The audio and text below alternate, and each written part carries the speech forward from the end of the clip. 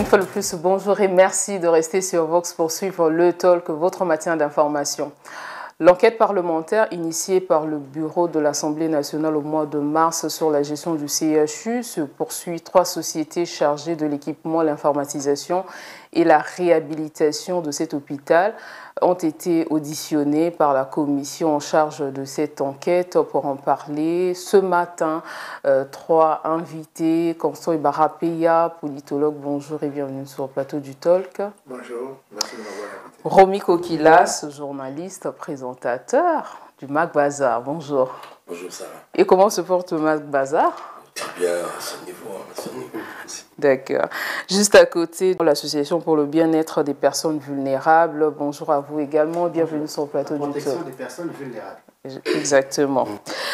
Le président kenyan William Ruto a effectué une visite d'État de 3 jours à Brazzaville les 7 et 9 juillet dernier. À l'issue de cette visite, il a prononcé un discours devant le Parlement réuni en congrès et plusieurs accords de coopération ont été signés entre les 2 États.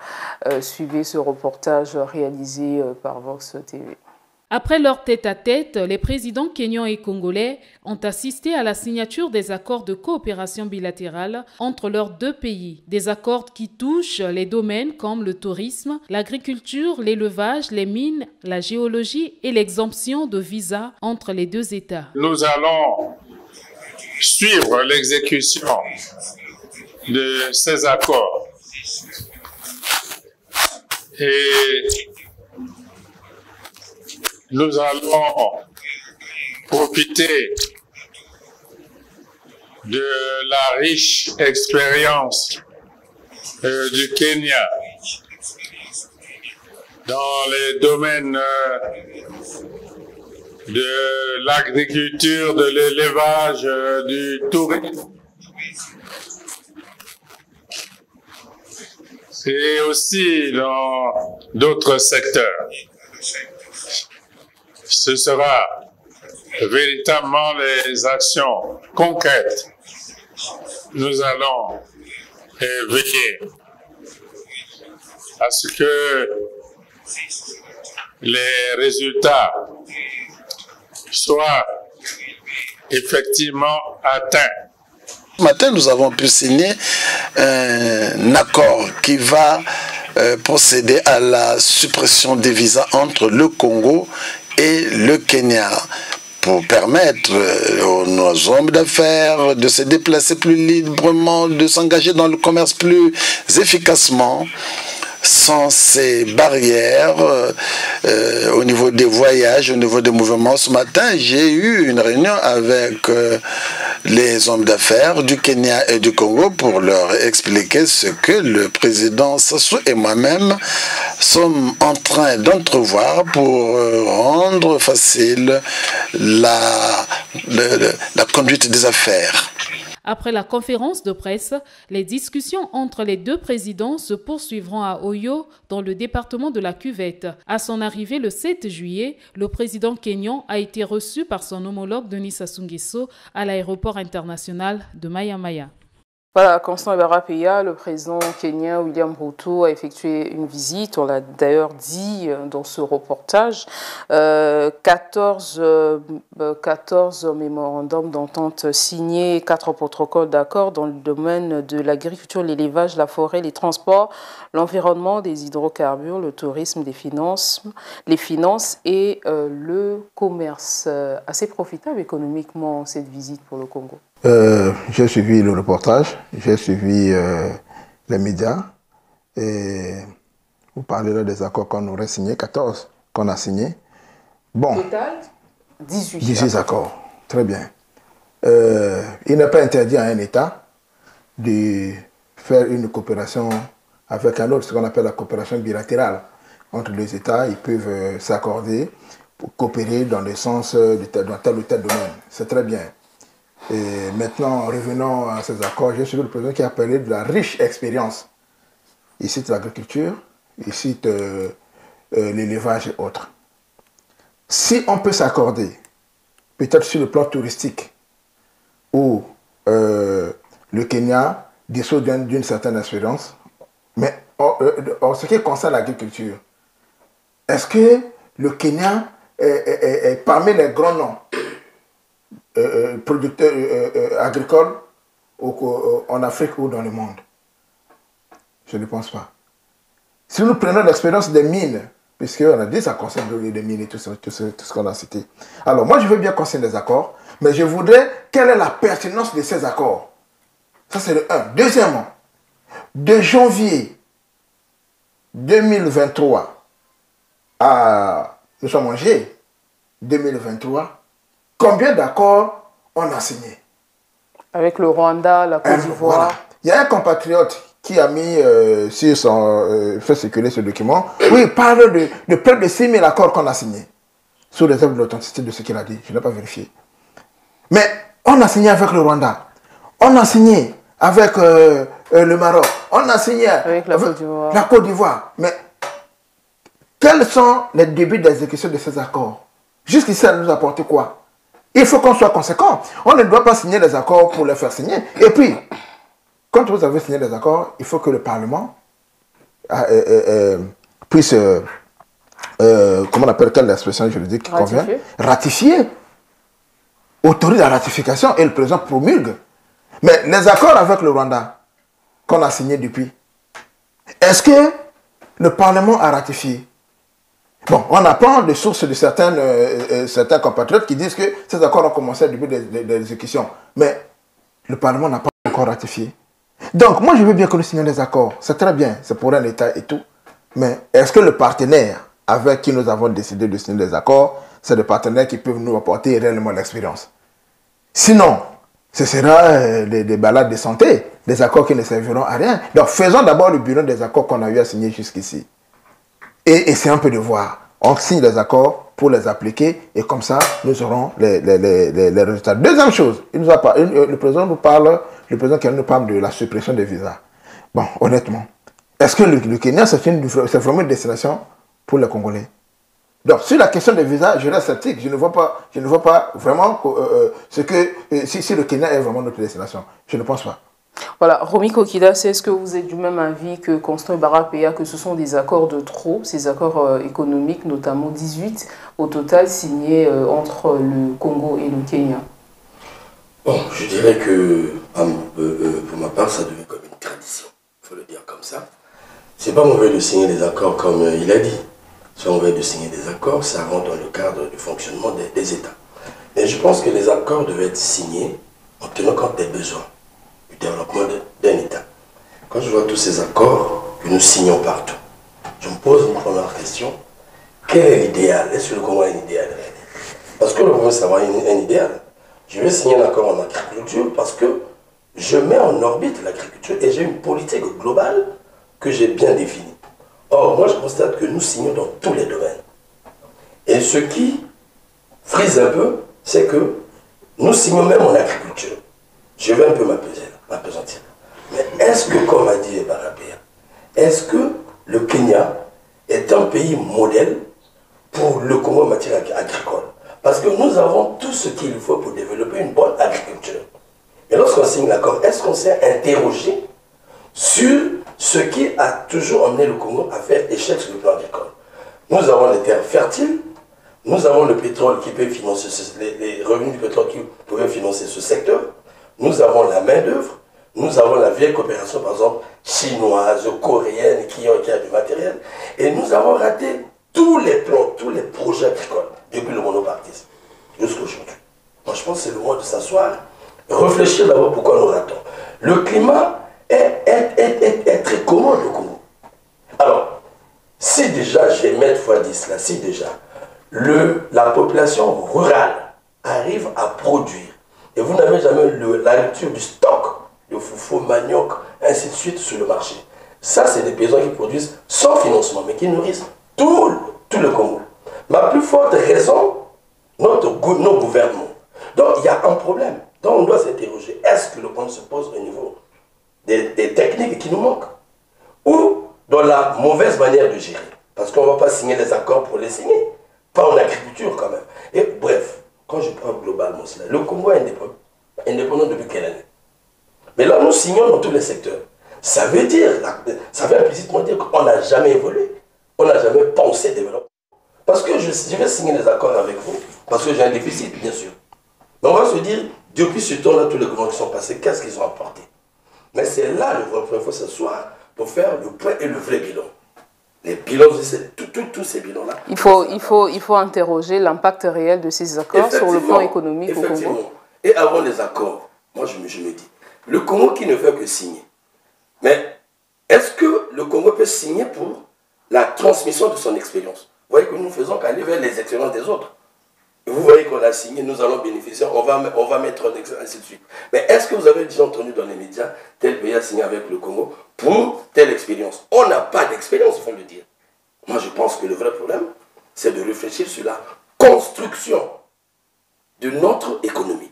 Et on devait le faire honnêtement, en tenant d'abord compte de la base que nous avons. Mais en pétrole, on ne pouvait pas signer dans les mines. On ne pouvait pas signer. Le problème se pose au niveau des hommes, c'est tout. Si les hommes sont tels qu'ils sont, incapables de développer l'agriculture comme on a vu, parce qu'on va développer cela, on a vu le projet agricole, où est-ce qu'il est parti? C'est un problème d'homme, ce n'est pas un problème de terre. Mais lorsqu'on va signer ailleurs, est-ce que ce ne sont pas les fonds qui seront mis en musique? Donc ça serait la roue.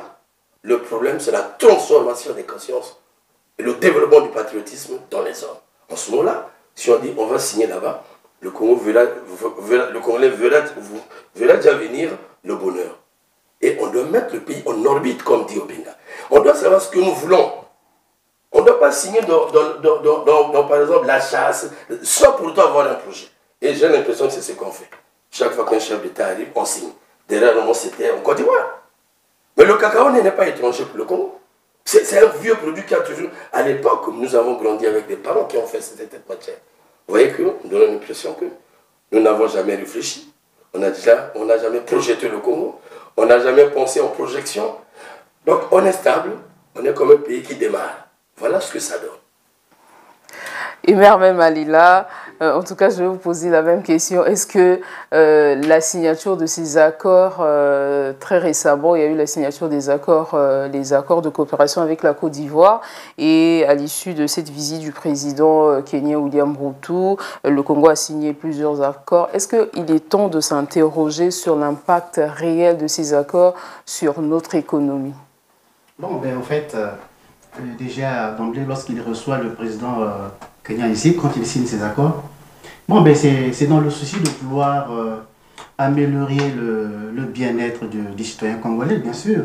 Parce que lorsqu'on signe les accords, c'est pas pour rien qu'on signe les accords. C'est dans le souci de pouvoir améliorer le bien-être du citoyen congolais.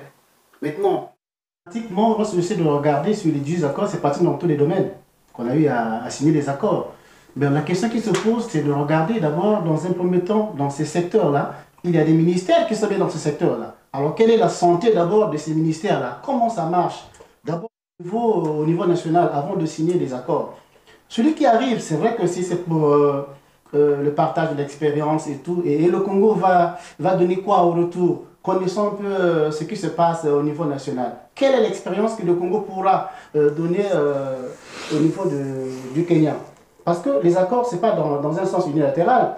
Nous, on ne va pas seulement bénéficier de l'expérience du Kenya au niveau du Congo. Nous devons aussi apporter notre expérience.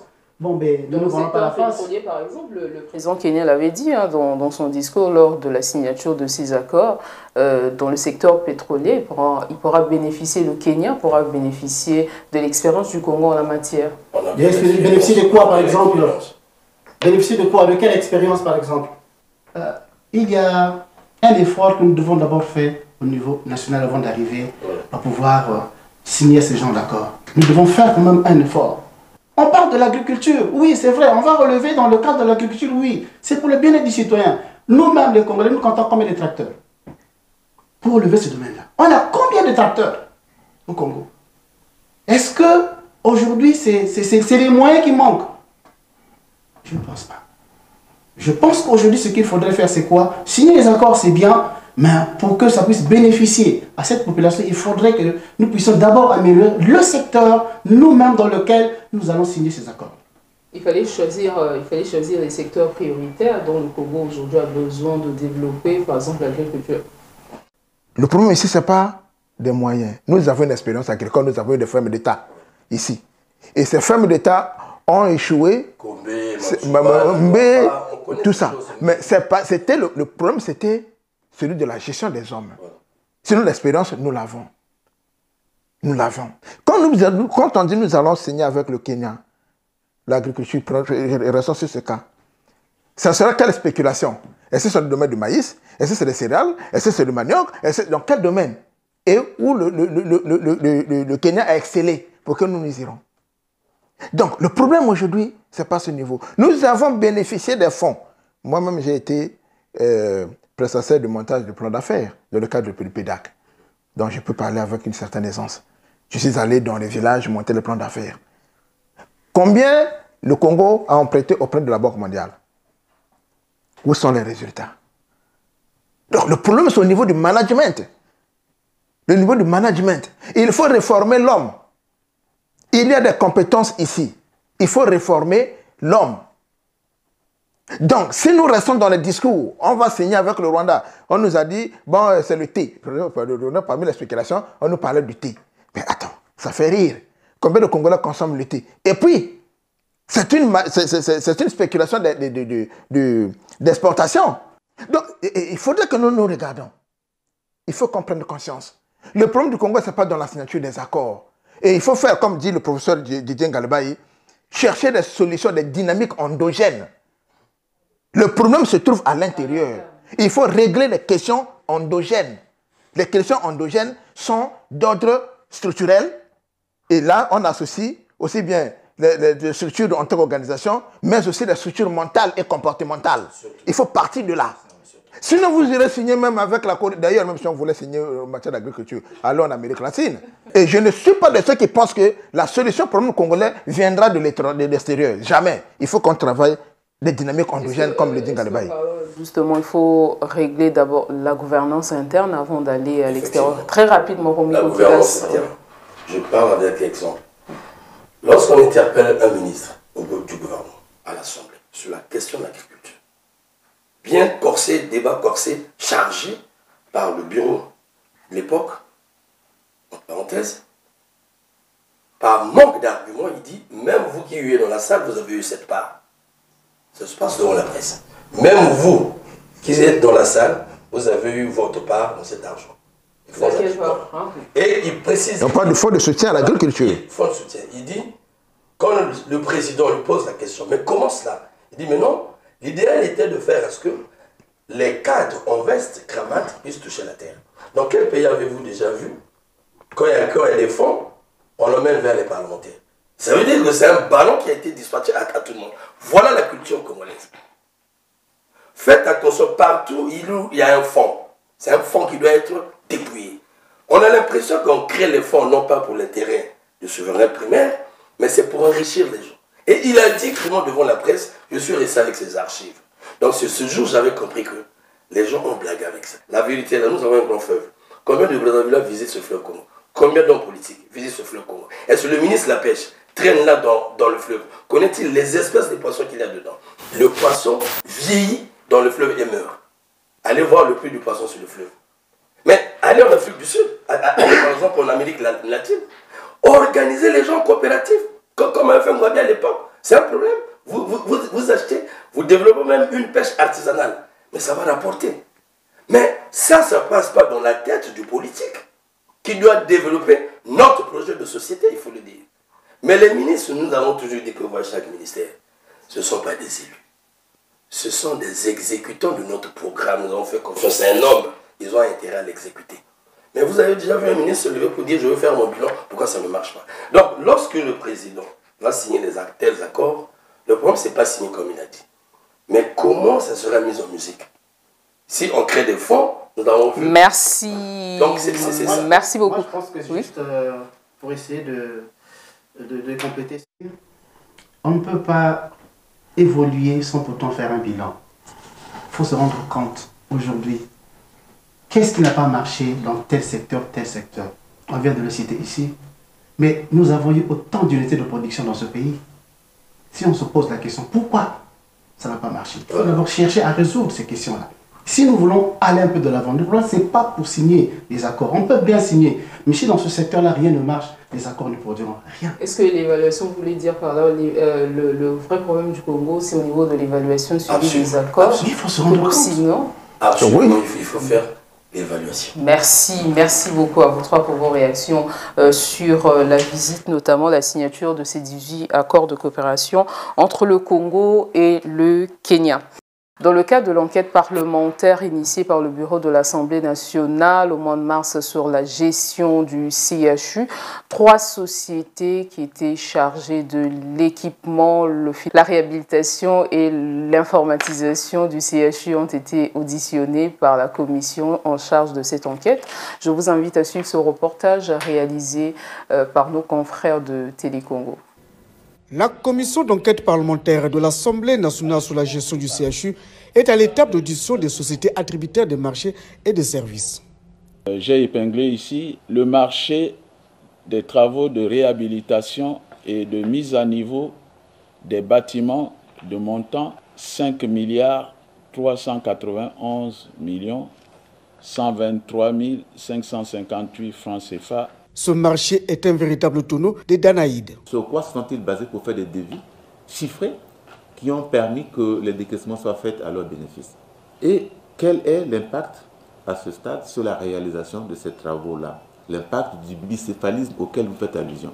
La société ENCO a quand même reçu de l'État 2 milliards 500 millions. Comment, juridiquement, on peut se permettre de toucher de l'argent alors qu'on n'a conclu aucun contrat? Le responsable d'ENCO, pour des raisons personnelles, n'a pas voulu être filmé. La vraie difficulté, c'est déjà la définition du projet lui-même. La deuxième difficulté, ce sont les priorités. L'autre difficulté qu'il y a dans ce projet, c'est celui d'un bicéphalisme dans le leadership du projet. C'est-à-dire que vous avez affaire au quotidien et au CHU et au ministère. La commission a aussi auditionné Info Télécom et EMS sur l'informatisation du CHU et la livraison des équipements de laboratoire et d'hémodialyse.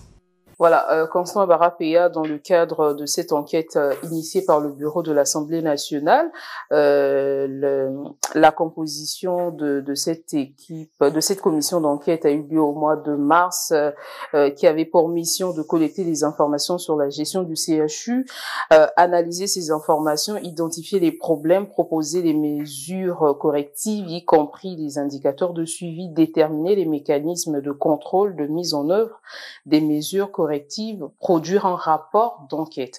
Donc, c'est la suite de cette enquête, justement, qui a conduit cette commission à auditionner ces 3 sociétés pour essayer de guérir les maux dont souffre le CHU aujourd'hui. Bon, on peut, dans une certaine mesure, saluer le Parlement pour avoir déclenché cette enquête parlementaire, même si ça rentre dans ses prérogatives.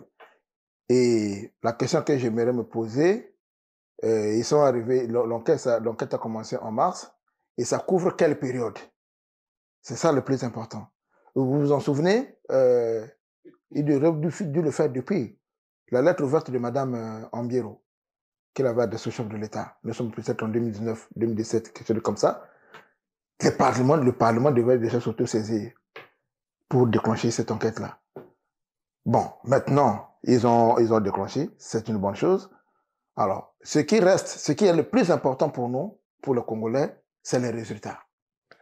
Déjà, nous voyons que nous sommes dans le cartel, comme je le dis toujours. Nous sommes dans un cartel. Comment une structure comme le CHU signe les contrats, attribue des trucs à des sociétés sans plutôt qu'il y ait des contrats? Est-ce que c'est passé par le marché public? Donc, le ministère? Est-ce que c'est passé par le CHU? Et là, ça pose un sérieux problème. Ça prouve le manque de sérieux qui nous incarne. Comment on peut signer des trucs, vous donner autant d'argent? On parle de 5 milliards. Quelque part, on parle de 2 milliards 500. Donc, on pense que 1 milliard, c'est 1000 francs. Sans contrat. Alors, sur quelle base ça a eu lieu? Donc, c'est ça le fonctionnement du cartel. Moi, je reste sceptique. Mais attendons voir qui poursuit l'enquête pour voir ce qui pourra ressortir de ces enquêtes. Mais déjà, en voyant la démarche, je reste un peu sceptique. Qu'est-ce qui vous pose problème dans la démarche? Ben, parce que, tel que c'est parti, je ne pense pas que l'issue, parce que l'issue, c'est pas d'entendre les gens montrer à la télé et puis c'est terminé. Nous voulons des sanctions. C'est pourquoi j'ai posé la question, c'est à partir de quelle période? Cette enquête couvre quelle période à quelle période? Ça, c'est de un. Quels sont les acteurs qui ont signé ces contrats, qui ont attribué ces marchés?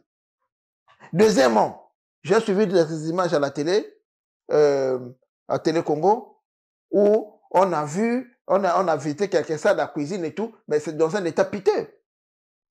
Qu'est-ce qu'on va faire des responsables? Moi, c'est à ce niveau-là, c'est le niveau-là qui va m'intéresser. Lorsqu'on sait que le Parlement n'a pas un tribunal. C'est-à-dire quand le Parlement va finir son travail, il va déjà à la justice et c'est la justice qui va prendre le relais. C'est à ce moment-là ce qui va nous intéresser, c'est ça, pas le reste. Voilà. Romy Kokilas, 3 sociétés auditionnées dans le cadre de l'enquête parlementaire sur la gestion du CHU, des sociétés qui ont été en charge de l'équipement, la réhabilitation et de l'informatisation du CHU. Et on a entendu les chiffres 2,5 milliards de marchés sans contrat. C'est ce qui a choqué aussi lorsqu'on a suivi tout ce reportage. Vous libérez les fonds d'État qui s'élèvent à 2,5 milliards. Franchement, je crois que ça rend même les gens insensibles. Ça veut simplement dire que le CHU, depuis 2013, je travaille sur le CHU, depuis 2013, a ouvert la porte à une médiocrité qui ne dit pas son nom, à un vol qui ne dit pas son nom. La justice, on sait quelque chose, puisque nous, journalistes, nous connaissons ces choses. En tout temps, vous avez eu les scandales avec les Canadiens.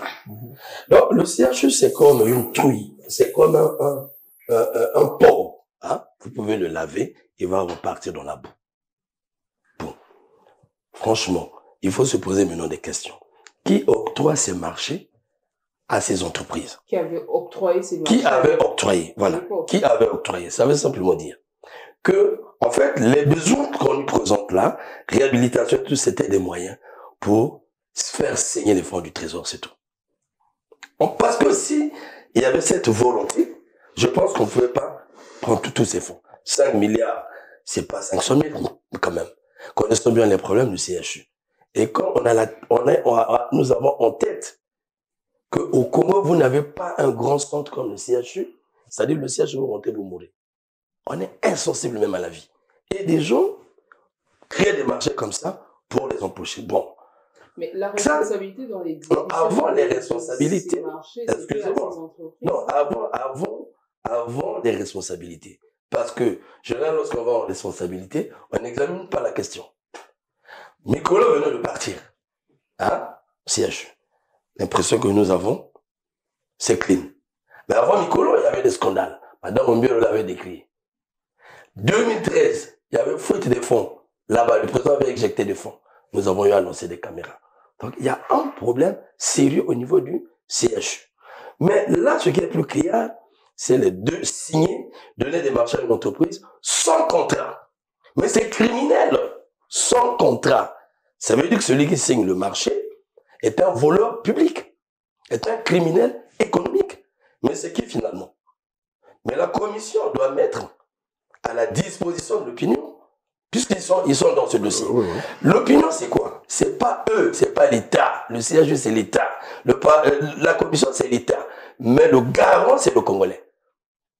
Dans les pays qui se respectent, il devait y avoir une vraie communication. Telle entreprise, tel ont signé. En ce moment-là, même les associations peuvent porter plainte. Les associations doivent porter plainte parce qu'il va de la santé des Congolais. Bon, maintenant, face à tel scandale, quelle serait l'attitude du monde de la justice? Une justice qui ne se gêne pas chaque fois qu'on parle de la justice comme si on parlait à un enfant. Franchement, quelle serait l'attitude de la justice? Mais on ne se rend pas compte que là, on encourage la fabrication de la mort. Parce que là, on voit les fonds. On oublie que c'est le CHU. La commission, bravo, en tout cas, ça j'ai manqué de dire. Bravo pour cette volonté. Et ensuite que la commission puisse continuer son travail. Mais quel est l'aboutissement? Nous avons vu dans ce pays. Voilà. Il ne faudrait pas que ça soit démagogique. Au point où on le fait juste pour apaiser le climat, pour dire que ça a été examiné. Je peux exhumer des dossiers comme ça. Hein? Contrôle des fonds des hommes riches congolais. Aujourd'hui, les Congolais ne savent pas qui a combien. Ça se dit pas. Donc c'est des opérations, parfois pour juste apaiser le climat. Entre-temps, c'est nous les Congolais qui en sommes victimes. Voilà. Mais aujourd'hui, on est plus dans la recherche des solutions pour soigner le CHU dont l'image est très ternie dans l'opinion publique. Sarah, nous parlons là du CHU. Et lorsqu'on parle du CHU, je pense, c'est un centre où c'est le dernier rempart en principe. Hein. Lorsque un citoyen, dans sa santé, ne tient plus, c'est au CHU qu'il devrait avoir une solution. Mais c'est tout à fait le contraire. Il faudrait être clair sur ce sujet. Le CHU est dans un état comateux. Ça, il faut le reconnaître. Et la situation du CHU ne remonte pas d'aujourd'hui avec ces enquêtes parlementaires. Non. Il y a d'abord même eu une situation où il y a je crois, un certain Dinga, Ovulaka et le défunt Didier Longo qui ont été même arrivés jusqu'à la maison d'arrêt pour cette question du CHU. Et il y a même à l'Assemblée un député qui avait intervenu que l'hôpital de Talanga fait plus de recettes que le CHU. Est-ce que c'est admissible dans un État aujourd'hui? On vous a cité ici que Madame Gisèle Ambiro avait fait une lettre ouverte auprès du chef de l'État. Après avoir tenté vainement de rencontrer. Et qui avait coûté aussi son poste, bien sûr. Elle avait été balayée. Et elle a parlé de la mafia qui gouverne le CHU. La lettre ouverte pour... Qu'est-ce qu'on avait fait de cela? Qu'est-ce qu'on avait fait de cela? Si c'est un réseau, pour démanteler un réseau, aujourd'hui, c'est pas facile. Il y a la racine principale. Mais nous touchons au niveau des feuilles, des branches, on ne changera jamais la situation du CHU. Mais c'est pour vous dire, aujourd'hui, on blague avec la santé du Congolais. C'est vrai que avec la santé du Congolais. À l'époque, il y a eu un audit réalisé par la société Kakogès. Aujourd'hui, cette commission d'enquête, c'est comme une continuité pour vouloir justement régler le problème du CHU. Mais pourquoi, malgré les audits, la commission d'enquête, on ne trouve pas réellement des solutions aux problèmes dont sont confrontés les CHU? On ne trouve pas de solution simplement parce que, vous avez vu, nous avons commencé par un premier sujet. Et nous allons toucher tous les domaines. Honnêtement, vous allez constater que rien ne fonctionne plus dans le pays. Vous allez à l'enseignement, vous avez des élèves, par exemple, morts qui satisfont aux enseignements d'État. Vous allez partout, c'est des problèmes. Vous venez au journalisme, vous avez des problèmes. Mais s'interroger sur le CHU, c'est en fait s'interroger sur la République et s'interroger sur le Congolais. Et s'interroger sur la fameuse lutte contre la corruption. S'interroger plus précisément sur le système de santé congolais. Système de oui, mais il va du mental du Congolais. Lorsque la malhonnêteté, je le dis bien, lorsque la malhonnêteté prend l'ascendance sur tout, l'aventure devient une manière de penser, une manière d'être, une manière de faire, et que nous capitalisons le vol. Ça, c'est démontré. Le Congolais ne travaille que pour voler. Là, les gens volaient, il y a des chiffres qui sont là. On vole à l'école partout. C'est là le problème. Après, il faut laisser à la justice de faire son travail. Non, ne parlez plus de la justice, s'il vous plaît. Ne parlez plus de la justice parce que tous ces scandales nous amènent à poser une question. Est-ce que le Congo est un État? Lorsque parler de la justice, c'est pas une association. C'est un organe puissant de l'État. C'est le dernier dont on parle. Mais pourquoi tous ces scandales font taire tous les Congolais? C'est parce qu'il n'y a plus de justice. Mais regardez en Occident, même un bébé sans père non déclaré qui est dans le ventre, il y a déjà l'assurance maladie, et ainsi de suite. Nous sommes, bon, excusez-moi, je risque de nous dire ce qu'on ne dit pas. Mais on tend vers l'animalité. Sarah, pour essayer d'aller dans le même sens, aujourd'hui, il y a un problème de corruption au sein du CHU. Donc aujourd'hui, j'ai dit, c'est l'homme qui est au centre de ce désordre qui se passe au CHU. C'est l'homme. Madame Sarah. Mais à l'occasion de cette commission d'enquête, il y a aussi le DG du CHU qui a été entendu le 27 juillet. Madame Sarah, regardez. Il y a un début de solution qui se trouve dans la lettre ouverte de Madame Ambiero. Qu'est-ce que Madame Ambiero dit? Elle dit, il y a une mafia qui s'est organisée, que j'appelle le cartel, au niveau du CHU. Donc, la solution, c'est de démanteler cette mafia. Vous pensez que c'est l'entreprise de n'importe qui quand donne le marché sans contrat? Il faut donc scruter, gratter le mou pour voir le dur. À qui appartiennent les entreprises là? Faites la sociologie des entrepreneurs. À partir de ce moment-là, vous saurez qui est derrière quoi. Mon frère Armel l'a dit. On est en train de toucher les feuilles. La racine principale, c'est le cartel qui s'est constitué. Ce cartel qui a fait partir Madame Ambiero. Ce même cartel qui a fait venir les Canadiens. Combien on a englouti dans la gestion des Canadiens?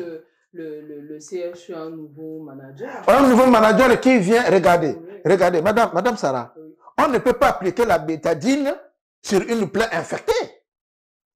C'est pas possible. C'est de l'huile que vous mettez sur l'eau. Il faut faire un travail. Vous pouvez changer autant de DG au CHU. Lorsque la logique des réseaux, les réseaux mafieux, pour prendre l'expression de Madame Ambiero, vous pouvez changer autant, même vous, Madame Sarah, avec toute l'intelligence que vous disposez, dont vous disposez, on vous met là, vous allez échouer. Parce que lorsque l'énoncé est fausse, automatiquement la réponse sera fausse. Donc il faut régler d'abord le problème. Le problème ici est structurel. Le problème est structurel. Il faut régler cette question au niveau de la structure. Et là, je reviens encore sur la qualité des hommes. Parce que les institutions ne valent que ce que valent les personnes qui les animent. Lorsque le vol, mon ami Romy qui était très gentil, mais le vol au Congo a pris la vitesse de croisière. Prenez un peu cette métaphore de l'avion. Il faut le dire quand même. Elle a pris, et il a pris le vol, la vitesse de croisière. Donc, comment on appelle la corruption Lingala? Comment on appelle la corruption Lingala? Comment on appelle l'Omboshi? Comment on appelle le Teke? Comment on appelle le Lari? C'est le vol. Moyibi. C'est ça en fait. Arrêtez de nous mener les expressions, vous embrouillez avec le français. Non. Dans notre langue, on appelle ça Moyibi, le vol, Yiba, Fou, tout ça. Donc arrêtez. Comment on peut expliquer que le CHU fait moins de recettes que l'hôpital de Talanga? Donc, il faut faire un travail de fond. Nettoyer d'abord cette structure. Et qui doit le faire? Or, ici, moi j'interpelle, bon, pas interpeller, je me soumets donc à l'autorité du chef de l'État. C'est lui qui a le contrat avec les Congolais. La justice est dans un état peut-être. Lui-même m'a dit que le fait dans le fruit par la justice. Le président ne cesse de taxer la justice d'une institution corrompue.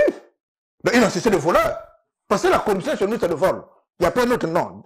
Cherchez dans toutes les langues du Congo. Le mot corruption est assimilé au vol. Il n'y a pas un autre nom qu'on appelle la corruption. Ou c'est devenu un marché public.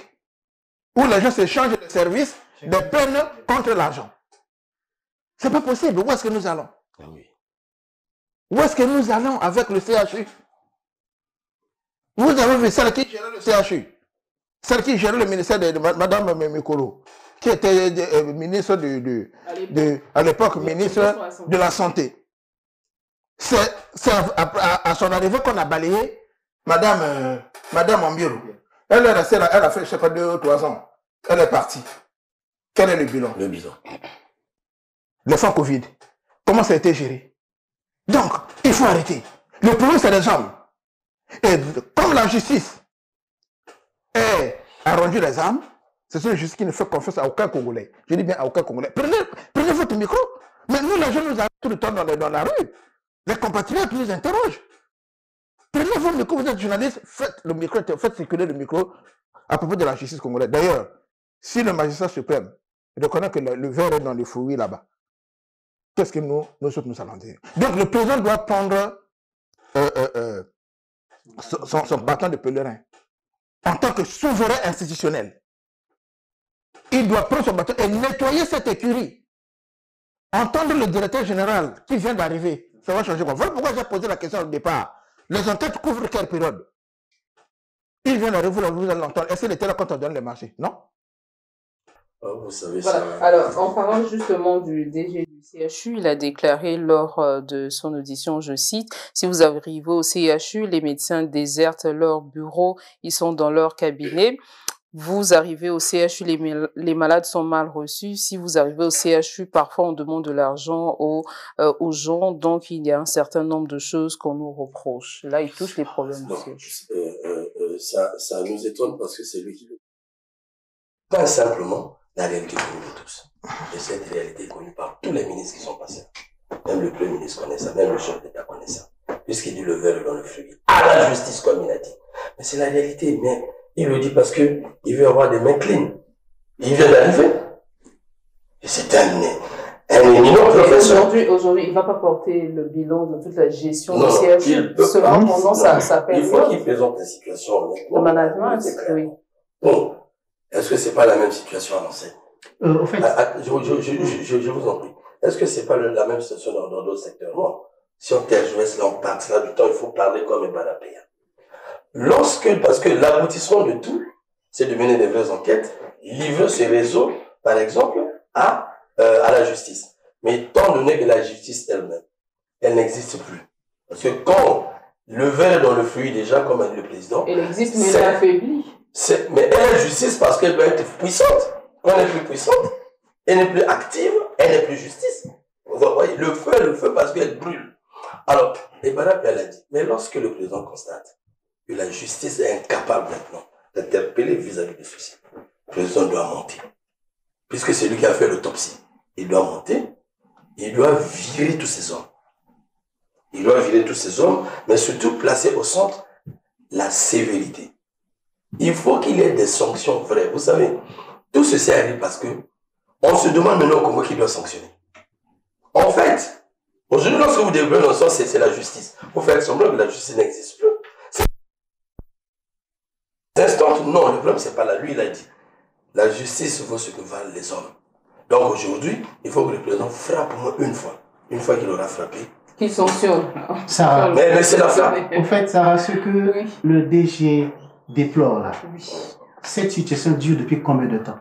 Depuis toujours. Ça dure depuis combien de temps cette situation-là? Et qui ne le sait pas aujourd'hui? Les conditions du CHU, qui ne le sait pas? Mais les malades pour en parler aujourd'hui, qui ne le sait pas? C'est pas maintenant que cette situation dure. Qui ne sait pas qu'aujourd'hui, les médecins passent beaucoup plus de temps dans leur cabinet? Mais la c'est les morts que vous voyez. Qui ne sait pas aujourd'hui que même au niveau du triage, les malades sont négligés? Qui ne le sait pas? Mais ça veut dire que faire ce genre de choses, amuser les Congolais dans ce genre de choses, c'est blaguer avec la vie des Congolais. C'est pas possible.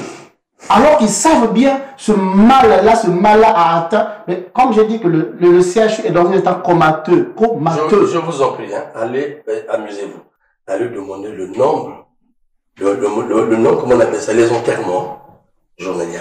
J'ai essayé de faire ça à Pointe-Noire. J'ai pas envie de donner le chiffre ici. Franchement, je vous assure. Si on vous dit combien de morts on enterre, vous posez la question, nous avons combien de jours dans la semaine, et puis nous avons combien de jours dans le mois. Mais franchement, mais c'est horrible, c'est macabre. Simplement parce que cette entreprise, ou bien ce centre, est très mal traité. Lorsqu'on parle du CHU, plutôt de Pont-au-Nord, ça veut dire qu'ils sont décédés pas au CHU. Non, c'est la pratique dans le système médical congolais. C'est la pratique. Si déjà là-bas on arrive à ce chiffre, à plus forte raison ici.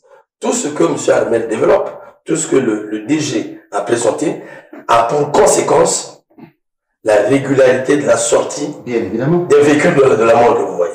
Et ça termine dans notre pays. Ça termine, mais ça termine dans notre pays. Regarde, je sais pourquoi je vous le dis. C'est horrible ça. Aujourd'hui, il décrit cela. Mais depuis tout ce temps-là, qui a déjà fait les états généraux de ce centre-là? Voilà. Bon. Les états généraux de ce centre-là, qui l'a déjà fait? Personne. Je pense que lorsque vous avez dans un état des individus qui se placent au-dessus des institutions, c'est-à-dire au-dessus de la loi, on vit ce que nous vivons là. Le DG de CHU, qui lui-même c'est un médecin, sauf erreur de ma part, qui est médecin, professeur, voilà, qui est médecin, je ne sais pas si lui-même n'a pas un cabinet médical ou bien une clinique, je ne sais pas. Mais toujours est-il que la plupart, ceux qui en font, que ce soit dans l'enseignement, que ce soit dans la médecine, dans tous les secteurs où on a développé des structures privées parallèles, il y a conflit d'intérêts. Voilà pourquoi certains médecins, même au lieu de recevoir le malade, donnent rendez-vous à sa clinique. Viens le voir à la clinique. En ce moment-là, il faut que l'État soit clair là-dessus. Et l'État, c'est qui? Il faut que l'État soit clair, c'est-à-dire le gouvernement, prendre des mesures. Or, vous avez, je vous ai parlé tout à l'heure de transactions. Lorsqu'il y a un réseau transactionnel, vous voyez comme vous allez voir, mais certaines cliniques ne répondent même pas aux normes exigées. Mais ça fonctionne. Ils ont le récépissé, ils ont tout ça. Parce que la mafia s'est développée à un niveau où on ne peut plus contrôler. Et le danger, c'est ça. On veut le DG, le DG là, remplacer une autre personne, vous allez voir la même chose. Alors, ici, il faut faire appel au sens républicain des médecins, qui eux-mêmes travaillent dans des conditions très difficiles. C'est-à-dire, c'est bien de tirer sur les médecins et tout. Bon, est-ce qu'il revient aux médecins d'équiper le CHU? Est-ce qu'il revient aux médecins? Mais son rôle, c'est de rester à l'hôpital et de soigner les malades. Le rôle du médecin, regardez, le rôle du médecin, c'est de sauver des vies. Mais il ne sauve pas la vie avec les salives. C'est pour prendre sa salive, il fait passer sa langue sur le corps d'un individu et puis le personne est guérie. Non. C'est pourquoi je parlais des questions structurelles. Est-ce que vous savez que les Canadiens qui étaient venus là, ils étaient 3, 4, 5 fois mieux payés que les professeurs titulaires au CHU. Donc le problème c'est ça. Est-ce que c'est au médecin de mettre l'ascenseur au CHU où on porte les gens, il n'y a pas d'eau, il n'y a pas... Ça c'est le rôle du médecin. On peut bien accuser les médecins qui ont des cabinets, je suis d'accord. Mais est-ce que vous avez amélioré les conditions de travail des médecins? Ils sauvent les gens avec quoi? Le problème du CHU est multidimensionnel. Multidimensionnel, mais il y a une mafia. Et il y a la part de responsabilité aussi des médecins. Oui, mais les médecins, oui, mais avant, est-ce que vous avez réglé le problème en amont? C'est l'État. La responsabilité des médecins vient en aval. Mais dans quelles conditions les médecins sont des victimes? Mais c'est un vieux problème. Oui. Souvent, l'État a tendance à incriminer le personnel travaillant facilement. Mais qui a recruté au niveau de la santé? Oui. Moi, je sais lesquels ont été recrutés. Regarde, vous avez un professeur qui vous dit, mais moi, à mon grade, j'ai formé des grands docteurs, je ne vais pas entendre ce que vous dites, Kadé. Parce que c'est pas nous qui recrutons. Lesquels qui ont été recrutés? Vous avez des gens qui n'ont même pas de CEP, qui se retrouvent là-bas. Vous avez des sages femmes qui n'ont jamais parfois été à l'école. Vous comprenez? C'est ça. Sans vous interrompre, il y a vous avez lu certainement la communication du professeur Bileko. Voilà, c'est un médecin. Voilà. Mais je l'ai reçu. J'ai reçu Bileko sur le plateau, il faut le dire. Mais il vient de créer l'association des médecins du Congo. Pourquoi? C'est pour dénoncer ces choses. Il a dit crûment sur mon plateau. À quoi bon cette association? Mais c'est tout. C'est tout. Mais c'est un problème de pratique qui recrute dans le domaine de la santé. Donc nous avons un problème entier que le gouvernement, en fait, le gouvernement doit en faire une préoccupation. Ça, combien de plateaux ferons-nous sur ce fameux siège? Je pense que la presse n'a plus ça à faire. Tout ce qu'un État cherche, tout ce que la politique cherche, l'économie, c'est la vie d'abord et le bien-être des citoyens. Mais tu vas voir que le Congolais a banalisé la vie. Oui. Mais c'est grave. Comment on peut voler l'argent naissant qui te donne la vie? Mais c'est là où il y a un problème de dérèglement. C'est-à-dire que lorsque vous arrivez à constater que le vol est institutionnalisé et capitalisé dans tous les secteurs, vous allez comprendre que nous sommes dans la dérive. Et quand c'est la dérive, il faut vite se saisir de la question. Malheureusement, tous les secteurs sont infectés. Le président a dit le verre dans le fruit. Et quand il dit devant la justice, les gens ne voient pas la pertinence de ses propos. Mais c'est grave parce que la justice, c'est lui qui fait la nuance entre l'État barbare et l'État civilisé. Quand la justice devient corrompue, c'est fini. Donc, le seul État seul doit se lever. Donc, lorsque dans notre pays on dit que les droits de l'homme sont bafoués, aujourd'hui, imaginez si ce droit-là, qui est le droit à la santé, est violé. Alors, qu'allons-nous dire? Aujourd'hui, lorsqu'on dit non, mais le Congo-Brazzaville, c'est un pays de droit, mais les droits de l'homme sont bafoués. Ce droit-là, qui est le droit élémentaire, le droit à la santé, est violé. Aujourd'hui, le Congolais, c'est la mort qu'on nous donne à bon prix. Gratuitement. Gratuitement à bon prix. Faites un travail. Nous pouvons continuer dans cette lancée, alors que nous avons les possibilités de pouvoir changer les choses. 5 millions d'habitants. Nous avons les possibilités de pouvoir changer les choses. On peut changer la chose. Madame Sarah, faites un travail d'investigation sur le nombre des évacuations sanitaires. Combien de Congolais par mois vont se soigner à l'étranger? Et faites la sociologie, c'est là où ça m'intéresse. Faites la sociologie de ces évacués. C'est lesquels? C'est à partir de ce moment où vous comprenez tous les problèmes que nous avons au CHU. Ce n'est pas leur affaire. Et combien de cimetières Le Premier ministre a dit sur une chaîne française que le Congo c'est un désert sanitaire. Le Congo c'est un désert sanitaire. Ça sort du Premier ministre du gouvernement. Alors on aura donc tout compris. Le débat sur le CHU à partir de ce moment-là est clos. On peut parler comme on veut. Il faut qu'il y ait une prise de conscience. Touchons seulement la racine principale. On aura eu la solution du CHU. Démonter la mafia. Mais si, Romy Fokila, si on peut revenir sur cette enquête parlementaire justement, parce que la finalité de cette commission, c'est de produire, c'est mettre à disposition. On ne sait pas si les résultats de cette enquête seront publics. À quelle fin? Bon, mais vous savez, nous sommes dans des États où les populations ne connaissent pas le rôle, en fait, le rôle de leur justice. Ailleurs, le souverain primaire, celui par qui la justice existe, parce que son problème devait se lever contre sa justice. La justice n'est pas la justice d'un ministre, c'est pas la justice d'un procureur, il faut le dire comme ça. Parce que s'il n'y a pas de justice, moi je peux te tuer. S'il n'y a pas de justice, je peux faire ce que je peux brûler, même cette chaîne. On n'a pas cette conscience. Ça m'étonne souvent. Quand la justice ne rend pas justice, la population s'adresse à la justice. Et les petites associations que je vois à côté, il y a des associations.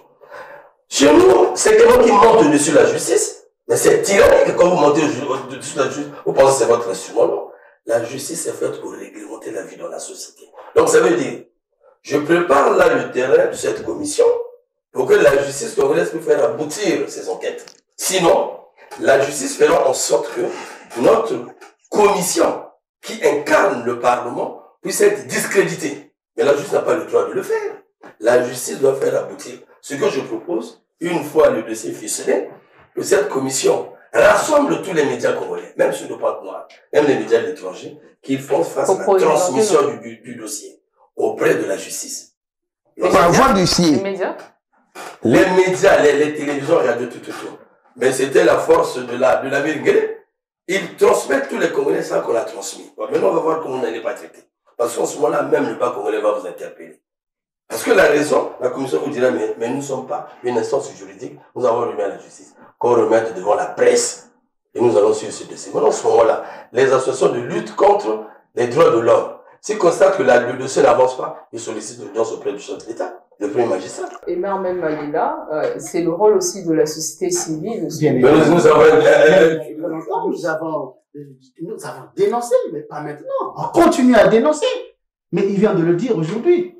Vous savez, lorsqu'on parle de la justice, vous savez, lorsque on place un magistrat quelque part, mais si c'est pour assurer les arrières de telle autorité, pensons pour quand le dossier sera au niveau de ce magistrat, qu'est-ce qu'il va faire?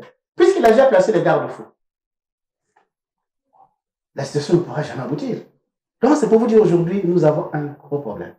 Nous avons un gros problème. Mais je pense que, tel que Ibala Père vient de le dire, que le chef de l'État prenne son bâton de pèlerin et la situation du CHU sera résolue. Oui, on attend, parce que l'enquête suit son cours, on attend le rapport justement de cette commission parlementaire. Est-ce qu'il sera rendu public pour que les Congolais sachent qu'est-ce qui a été exactement, qu'est-ce qui se passe réellement au niveau du CHU? Oui, mais ce rapport-là, tel qu'on vient de le dire, c'est lié à ces structures-là, sur la peinture, alors qu'il y a un problème de fond.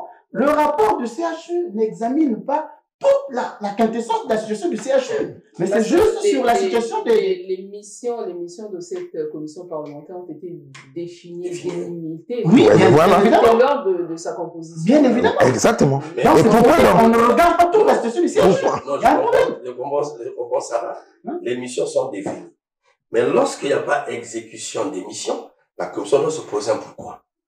Et quand elle se pose un pourquoi, elle va rentrer, mais c'est quand même une grande institution, elle va comprendre les mots. Parce qu'on ne peut pas dire la peinture n'a pas, bon là il n'y a pas de peinture, mais il faut poser le pourquoi. Et une fois qu'ils ont ce pourquoi, voilà, bien ficelé, ils vont le mettre à la justice. Merci. Un dernier mot. Oui. Moi, pour croire à tout ça, il faut commencer par le commencement, ou bien par certains éléments saillants. A-t-on fait l'audit de la gestion des Canadiens? Commençons par là. On n'avait jamais fait. On n'a jamais fait. A-t-on fait l'audit des fonds Covid? Attends, non, tout ce que vous dites. D'ailleurs, on a délimité pourquoi. Le diable se cache dans les détails. Pourquoi on a délimité? Il y a des trucs, il y a des secteurs qu'on ne peut pas toucher. Non, il faut faire l'audit global de la gestion du CHU. Et c'est les états généraux, en quelque sorte. Voilà, les états généraux du CHU. Et aller en profondeur. Par les acteurs neutres. Par les acteurs neutres. Non, nous sommes des citoyens, nous donnons nos points de vue. Par les acteurs neutres. Parce que si vous prenez les institutionnels qui sont dans un système de réseautage, ça ne va pas marcher, on va étouffer l'affaire. Mais il n'y a que, au sein où nous sommes, où le Congo se trouve aujourd'hui, il n'y a que le chef de l'État qui peut sauver ce pays. Et là, c'est dans tous les secteurs. Vous prenez le sport, il n'y a que le chef de l'État qui peut sauver le pays. Merci beaucoup, Conseil Warafeya, politologue, Romy Kokidas, journaliste, et Mermel Malela, de la société civile, Association pour le bien-être des personnes et la protection des personnes vulnérables. Merci à vous trois d'avoir pris part à ce plateau consacré à à l'audition de ces trois sociétés sur la gestion du CHU. Merci aux équipes techniques qui ont réalisé cette émission. À vous également, merci pour votre attention. Restez avec nous car l'information revient tout à l'heure sur Vox TV.